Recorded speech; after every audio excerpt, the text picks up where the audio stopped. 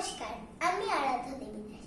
আমি একটি কবিতা আবৃত্তি করব। সেই কবিতাটির নাম সৎপাত্র, লিখেছেন সুকুমার রায়। শুনতে পেলাম পোস্তা গিয়ে তোমার নাকি মেয়ের বিয়ে, গঙ্গারামকে পাত্র পেলে জানতে চাও সে কেমন ছেলে। মন্দ নয় সে পাত্র ভালো, রং যদি বেজায় কালো, তার উপরে মুখের গঠন অনেকটা ঠিক পেঁচার মতো। বিদ্যে বুদ্ধি বলছি মশাই, ধন্যী ছেলের অধ্যাবসায়।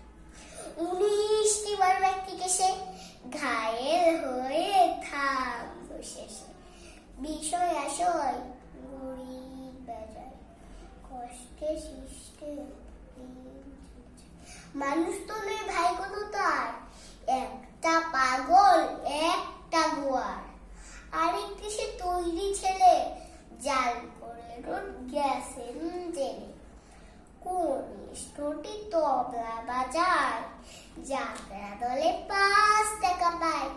কিন্তু তারা উচ্চ ঘর, কংসরাজের বংশধর। শ্যামলা হেরি বনগ্রামে কি যেন হয় গঙ্গারামে।